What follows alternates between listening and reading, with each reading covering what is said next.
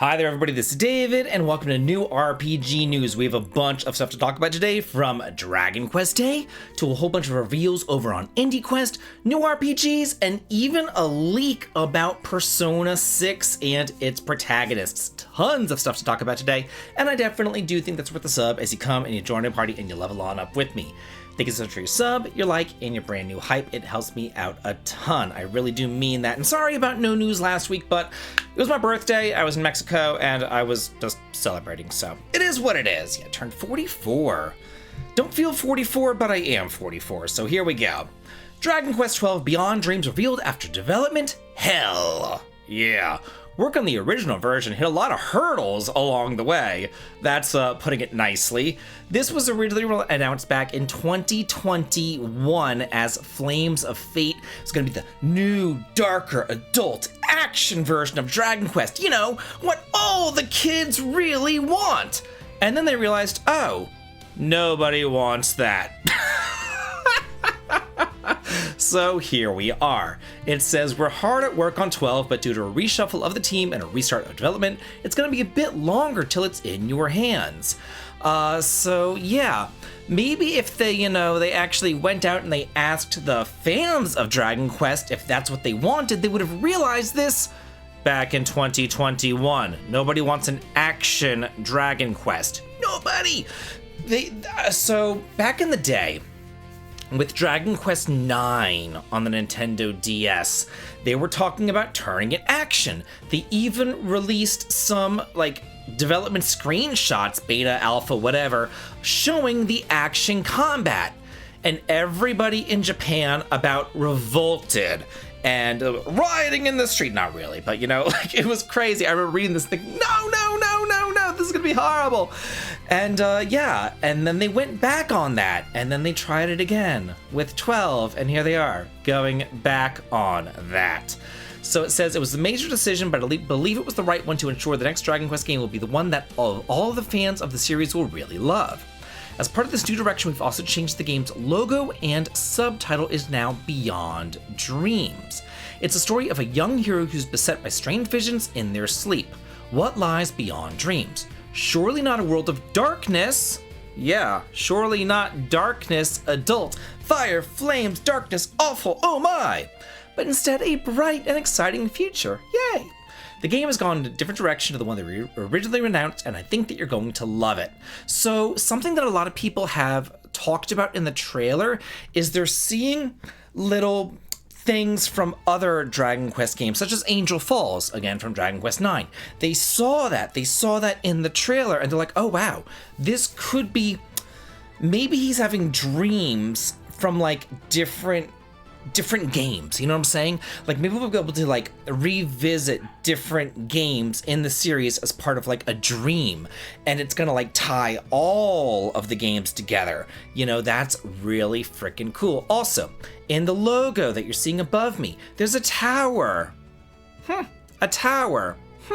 Like a Zenithon tower. Yeah, dreams. Dragon Quest VI, Zenitha, a tower.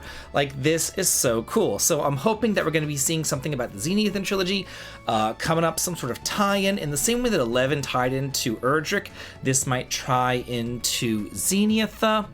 Lots of different theories going around here that the hero is actually the lizard guy that we're seeing. Maybe... Remember in Link to the Past, in Zelda Link to the Past, whenever you went to the Dark World and you turned into a rabbit until you got that mirror or something, and then you were able to, turn back into Link? So this could be the same sort of thing here. He wakes up in the dream world and he's a lizard, and he's like, oh no, I have to turn human. Or kind of like how in Dragon Quest VI, when you go to the dream world and you are invisible, like you were in that first town, or Barbara was invisible, I had to get the Mirror of Ra. So that sort of thing might be going on. So yeah, just interesting stuff to talk about and to ponder here. Also during Dragon Quest Day, we learned that Dragon Quest 11S Echoes of Elusive Age, the definitive edition, is coming to the Nintendo Switch 2 on September the 24th. It is coming out on a game key card for $40. Save data will not be compatible with the existing Switch version, and there are no plans to sell an upgrade pack. Yay. Great. That sounds wonderful. Can't wait to get in line to buy this one. Dragon Quest Monsters The Withered World has been announced for the PS5, Xbox, Switch 1, Switch 2, and PC. This is the 4th numbered Dragon Quest Monsters game. A release date has not yet been announced, but in Japan it is titled Dragon Quest Monsters 4 in the same way that The Dark Prince was Dragon Quest Monsters 3. The game follows dual protagonists, not one or the other. It's not pick one at the start. It is dual protagonists, Bianca and Nera, or Flora, from Dragon Quest V, Hand of the Heavenly Bride. We don't have any sort of gameplay from this. However, because it is the withered world, flowers dying, the world withering, trees dying, the earth is rotting, all that kind of stuff, I'm thinking it's going to have to do something with revitalizing the world. Also in the logo, you can see a sun and a moon. So maybe passage of time, seasons going on, farming, planting crops, unwithering the world. So that could be pretty interesting. Also interesting is Yuji Horii says that Deborah will appear in Dragon Quest Monsters The Withered World. We don't know what in what capacity Deborah will be there. If she'll just be like a little bitch on the sides yelling and screaming at them or something like that. Like, we don't really know what's going to be happening. I'm kind of thinking that she might be like a super boss or something, or maybe just Easter egg, I don't know, but Deborah will be there. Brigandine Abyss demo now available for the PC. You can try the first 2 chapters of each story mode. Let's see, it says PS5, Xbox, and Switch 2 versions will follow at a later date. The demo features the first 2 chapters from both the Grand Dragnica and the Scarlet Will story modes, allowing users to try out the early story, party formation, and combat. Save data from the demo cannot be transferred to the full release. Keep that in mind. Due out for the PC via Steam on August 26th, followed by the PS5, Xbox, and Switch 2 on August the 27th. I played this demo and I put out like a little demo highlight review thing, my thoughts and everything on Brigandine in a video whenever this came out on Monday, I believe, so be sure to check that out. Inazuma 11 Victory Road 5th free major update, new kickoff DLC launches on June the 11th, introducing synergies and the Victory Road route. It says the update will introduce seasonal players for the official online tournament Victory Road, implement a new feature called Synergies, and add new Victory Road route to Chronicle mode, which follows the story of Dustin Bellows. This update is scheduled for release on Thursday, June the 11th. Synergies is a new feature that grants team-wide buffs when specific conditions are met. You'll be able to find synergies in the in-game shop, and offensive ones grant offensive buffs, while defensive ones provide defense-orientated buffs. Activation is based upon a combination of characters who, in past Inazuma 11 titles, share deep connections. This lets you build effective teams while celebrating your favorite characters. Always love to see a free update that's not DLC. Viractyl is coming to the Switch and Switch 2 on September the 30th. The Switch 2 version will be available physically in Japan. Looks like it's only digital here for both Switch 1 and Switch 2. It says that Viractyl is a board game-styled RPG featuring procedurally generated maps that change with every playthrough, as well as randomized enemy and event placements that deliver a high level of replayability. Set in the mysterious world of Viractyl, I'm not even going to try again because I know that I butchered that and I just can't, Viractalia. Players use card decks and dice to build strategies and forge their own path through adventure. A challenging adventure awaits where success depends on strategic deck building and making the right decisions in every situation. The game also offers support online multiplayer. By planning strategies and working together with friends, players can enjoy a cooperative experience that offers a different kind of excitement and fun from solo play. Not really a fan of randomly generated stuff at all, so pass for me. Okily dokily, let's go-kilies! We are talking about Indie Quest games, lots of games, and I want to say 30, if Taylor told me, he said 37 different games were featured in Indie Quest, and I am going to be making a video myself of 25 of those games that I think are just really freaking cool, and that are definitely on my radar. I don't know if I'm going to be buying 25 different indie games, but they're definitely going to be on my radar. I'm going to be looking at those particular ones and checking them out, and then maybe buying 10 of them. You know what I mean? But yeah, so Crystal Project 2, this is the one that I announced. I was in Indie Quest. Yeah, I was there. So Crystal Project 2 has been announced for the PC. Explore a seamless open world and search for keys to unlock your dream. I loved the original Crystal Project.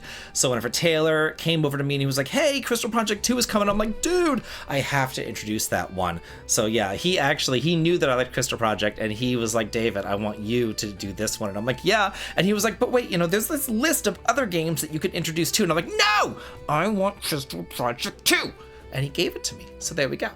A release date has not yet been announced. So if you don't know what Crystal Project is, it's amazing. It's essentially Final Fantasy V job classes set in an open world.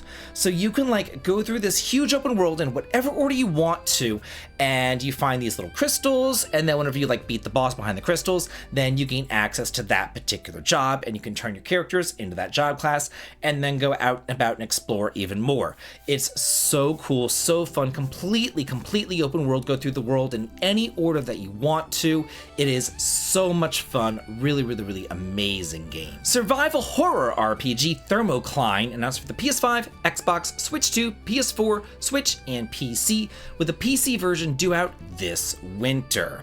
It is a completely free release. A completely free release, I do repeat, so there you go. But no gacha or anything, kind of like Infinite Alliance. That's pretty cool. It says, a blizzard rages, a lone survivor. You're stranded upon a frigid corpse planet. They seek your warmth, sucking soul from the shadows, and tonight, the wind is your closest semblance of a friend. Explore the dead planet and cover its mysteries of the planet's abandoned infrastructure, character-driven psychological horror narrative, skillful turn-based battles where you dismantle terrifying, grafted monstrosities, and expansive challenging take on the classic style with modern sensibilities. Now, horror isn't really my thing, but it's 100% free, done for the love of the art form. We aren't collecting data on you, and we don't plan to have any microtransactions. We don't even know how to do that stuff. So, a free game? Horror might not be my thing, but it's free, so hell yeah. Story-driven Japanese-inspired RPG Full Circle announced for the consoles and PC. This game, whenever I saw it at IndieQuest, I was like, oh my gosh, it looks so good. It's giving me Legend of Dragoon vibes with the combat. When you see the combat, you'll know exactly what I'm talking about, hitting the squares and everything. But it's not just inspired by Legend of Dragoon, it's inspired by a lot of other PlayStation 1 RPGs as well. It says it'll be available for unspecified consoles and PC via Steam. More information to come at Gamescom in August. Release date has not yet been announced. Beneath the city in the sky, on a surface overrun by mutated beasts, young heroes are raised with a single purpose: brave the wilds and keep humanity's last refuge alive. But when a mission beyond the walls reveals survivors, rival cities, and secrets that no one prepared them for, everything they believed begins to unravel. Full Circle is a story-driven JRPG inspired by the classics of the original PlayStation era. Combining strategic turn-based combat and real-time precision mechanics, it's set in a post-apocalyptic world of floating cities, ancient ruins, and civilizations divided by sky and earth. Looks freaking amazing. Look how beautiful. Look at the squares. There it is. There's that Legend of Dragoon successor that we've been waiting for. Look at this, mode 7, the sky, spaceship going on up there. This thing looks really awesome. Another free game, Infinite Alliance, adds Crosscode, Seeds of Nostalgia, and Cosmic Star heroine characters. So yeah, it's a crossover turn-based RPG featuring characters from independent Japanese-style RPGs. So here we go. It says, heroes and villains from over 17 indie RPGs collide in Infinite Alliance, a story-rich crossover game. Due out for the PS5, Xbox, Switch 2, PS4, Switch 1, and PC this year as a completely free download. So people are wondering, and I've explained this multiple times, but every single time that even though I explain it, people still ask in the comments, it's not going to be free, it's going to be gacha. Nothing's ever free. There's no such thing as a free lunch, which is kind of true. But no, the thing is that these people, they put out games already that they're charging for, and then they're using this as a vehicle to advertise those games by putting it out for free and kind of working together in the indie community. And then, if somebody goes and play this game, they're like, oh, who's this character? Or who's this guy? Or what's this world from this game? That looks pretty neat. Maybe I should go and check it out. But then they have to, buy that game to check it out. So, that's how they make their money. I thought this was kind of obvious, but to some people in the comments, it's not that obvious. Anyway, it says However, due to console monetization requirements, the battles against characters from Crosscode, Cosmic Heroine, and Siege Nostalgia will require $1 optional purchases on console, with all proceeds donated to Doctors Without Borders. You know, as they say, common sense isn't all that common anymore, and things that I think are common sense, like, I just want to go through the screen whenever I see the comments, and I'm like, how dumb are you? Gosh, get it through your head! Edge of Memories demo launches for June 15th for the PC. Play the first chapter of the story. The demo opens with the game's first chapter, where Elaine, I don't know, awakens on an idyllic beach alongside the Estphalian coast and encounters, God almighty, Yosaurus? A mysterious wanderer equipped with strange prosthetics. Despite her suspicions, Elaine agrees to escort him to the nearest village, where circumstances lead them to join forces in order to rescue hunters who have been abducted by monsters born from the corrosion. Players will be able to experience the foundations of the combat system by unlocking Elaine's first combos and Yosaurus' abilities, while also discovering the enemy weakness system and learning how to craft potions at campsites. The demo includes part of the first game's chapter and offers nearly 2 hours of content. This doesn't even look like an indie RPG to me. Like, this looks like something that, like, the big boys would put out. Like, this looks freaking amazing. Emery Hearts launches on September the 2nd. Explore a vibrant voxel world in its retro-inspired action RPG. Step into the shoes of Lug, an ordinary boy with the power to shape the fate of humans and machines in the world on the brink. A retro-inspired action RPG where you explore a vibrant voxel world, battle deadly mechanoids, solve puzzles, and uncover a story of legacy, mystery, and heart. Traverse a stunning voxel. I keep on saying this word. What is it? I don't know. A stunning voxel art world brimming with life and secrets. I need to look up what voxel is. Like, okay, a voxel art. Every time I turn around, there's something new. It's like, it's nostalgic. It's pixel art. Now it's voxel art. What the fuck is voxel?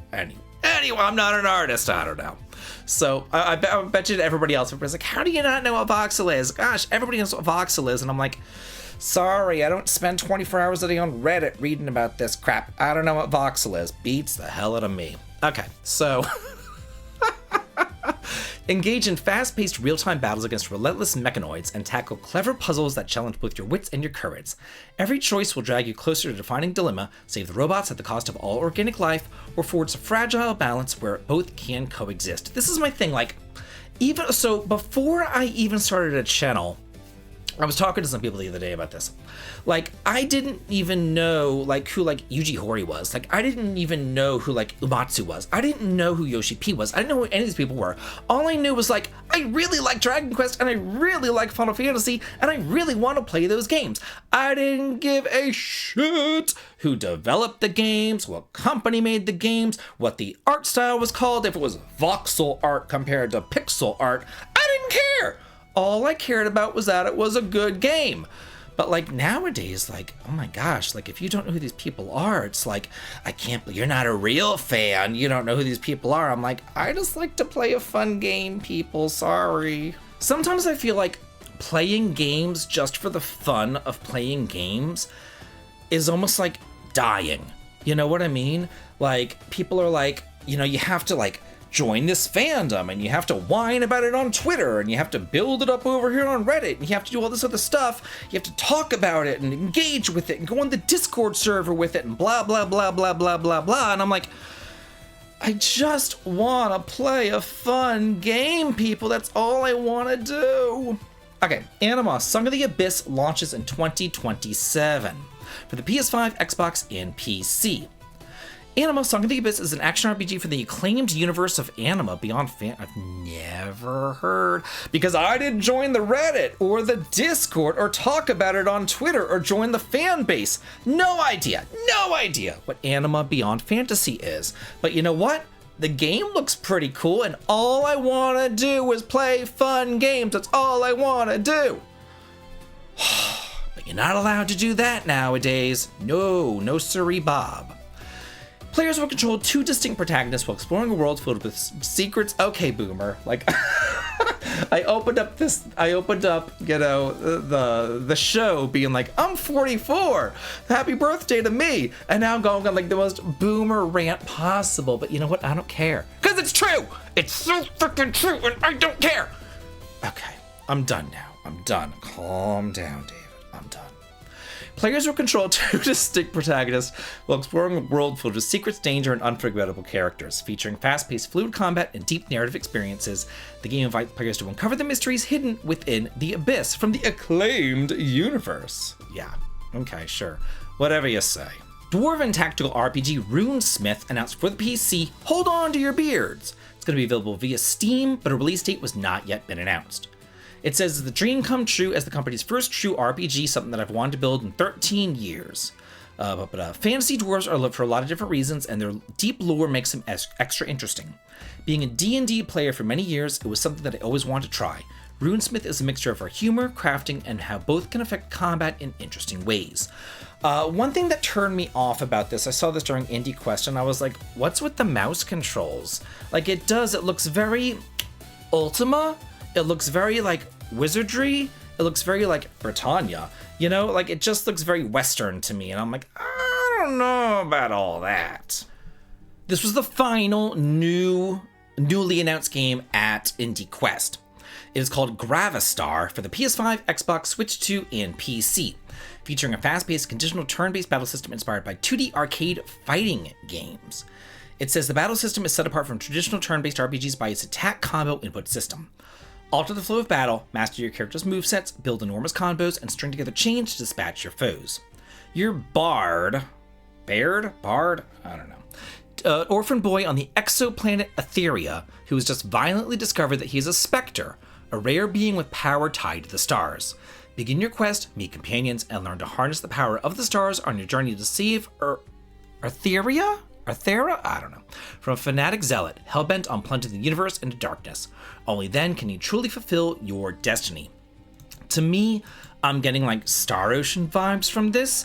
So it looks really, really, really cool. Hopefully it's not that Wings for Hire game, because that kind of sucked, but I'm also kind of seeing vibes of that in the art style. So I'm approaching this one tentatively with what I see here right now. Like, I'm looking at that and I'm like, yikes, Sky Ocean Wings for Hire, and I don't like that, but everything else looks okay to me. Now this is just like crazy. So I came to y'all the other day talking about the Nintendo Switch price increases by $50. And, you know, then in Nintendo's credit, you know, it's $50. And they were also going to do a thing where they were like offering you a game of your choice and all this. So it was like, okay, you know, whatever, it's Nintendo. But still in the comments, people were like, oh, I hate Nintendo, anti-consumer, oh my gosh. But yikes. Steam Deck price model increase announced. A $240 increase for the 512GB model, a $300 increase for the 1TB model. Like, holy crap! So yeah, it says this is due to rising memory and storage costs, as well as that both that 512GB and the 1TB models are back in stock. Yikes. You could buy like a Rogue Ally for that. You could buy 2 Switch 2s for this. Like, holy crap. Steins Gate Reboot launches in the West on August the 20th for the Xbox and PC, October the 29th for the PS5, Switch 2, PS4, and Switch. I don't know why it would be so much later for those though, but whatever. It says physical editions are available for the PS5, Switch 2, and Switch. And looking here at the Switch 2 version, it does not look like it's a game keycard either. Hey. The game costs $60 for the standard physical or digital edition and $70 for the physical steelbook edition. Based on the scenario from Steins Gate Elite, the story has been refined to a more evenly paced with an overall smoother reading experience. Along the way, new dialogue and narrative text, a brand new world line, and ending scenario have been added, bringing players a story never before seen. The game features a substantially expanded volume of text, delivering a richer story experience right here. This is a visual novel, so just in case you were wondering about that, yeah. Turn-based tactical RPG Kalame announced for the PS5, Xbox, and PC with a demo available right now. It's a single-player isometric strategy RPG that blends deep classic strategy with innovative reality-shifting gameplay. Let's see, it's going to be featured in Steam Next Fest in June. Westalia is renowned for more than just its story. It's a weapon of mass destruction.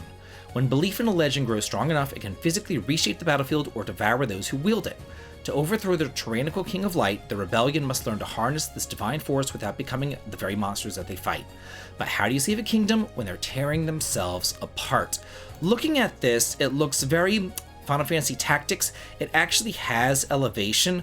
I've seen a lot of strategy RPGs come out nowadays where it's just a flat battlefield with no elevation whatsoever, but it looks like there's actually a lot going on these battlefields, not only elevation, but stairwells and all sorts of other little environmental things to interact with. So this does look like pretty cool. I actually like the graphical style. It looks really neat. It doesn't look mobile-y.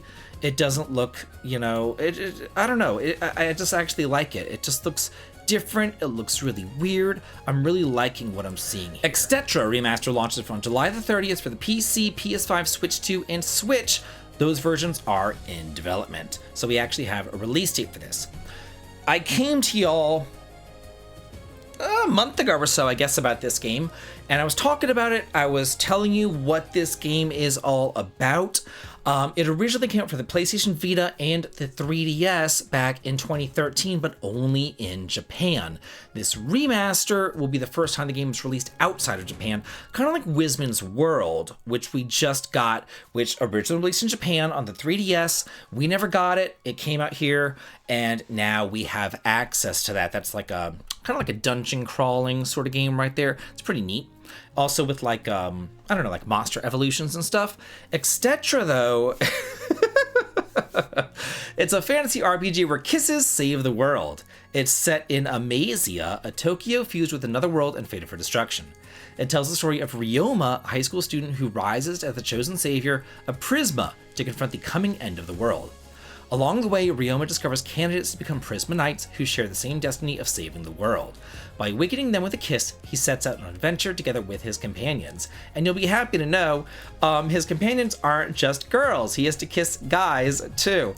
And it's, I don't know, like it reminds me of like Conception or something like that. Like we had some weird games back in the day, like gosh. Okay, y'all, here we go. Here is the Persona 6 news, the leaks. We have 4 conceptual sketches that reveal the dual protagonists of Persona 6. It says the rumor that I teased you 2 days ago has just materialized in images. The duality is real. The blonde male protagonist is confirmed, along with a game-changing design of the female protagonist with bi-color hair in black and red. The files come from Red Note, confirming that Atlus's outsourcing chain in China is once again its biggest security breach. So we have the boy protagonist and then this girl protagonist. They said dual protagonists right here. There's the boy and his little face, and there's the girl and some sketches and things like that. There's, looks like from the opening movie, probably the boy looking at the train or something, the subway train and all that. And then we have more news. It says right here that the Persona 6 leak drama has escalated to corporate levels. They are bringing in the legal department, and whenever they bring in the legal department and they start issuing fines, that's whenever you know that it's real. Like if Atlus didn't say anything and they were just like, whatever, and then we would know, okay, well, they don't really care. It's probably nothing. But when they start bringing in legal, they're like, okay, yeah, it's real. It says Atlus is directly contacting users who re-uploaded the images, demanding that they delete the files, such as scenarios, clothing, and names from their telephones. The mole has fallen. The original insider from the outsourced company has been caught and fined over 100,000 won for breaching the NDA. The UI crop clearly shows the characters' final draft and approved designs. These aren't tests, it's the definitive design. They reconfirmed that the game launches next year in 2027 and validate that the red and black haired protagonist and the blonde guy. So it looks like, again, dual protagonist, red and black girl, and blonde guy right here. And I've got to say, of the two, I'm picking the girl. Like, yikes, that boy. Oh my God. Looks like, I don't know. He's giving me like 90s Nick Carter. Like, I don't know. And then they go on to say, and it's the God's honest truth, when a developer threatens you with their legal team to delete an alleged rumor, they're automatically confirming that the leak is 100% real. This is Atlus's worst kept secret. Yikes. So I know a lot of people were complaining about, they were complaining about the protagonists, look in Dragon Quest 12, and then we're over here and we're like, after seeing the protagonist of Dragon Quest, or after seeing the protagonist of Persona 6, the protagonist of Dragon Quest 12 does not look so bad now, does he? Gotta say. Just thought that was kind of funny whenever I put that out there. I got 90,000 views on that, but okay, wow. So anyway, that's it for the news. Thank you so much for joining me. I always have a blast putting this stuff together. Let me know what you think about it all in the comments, and as always, have a good day.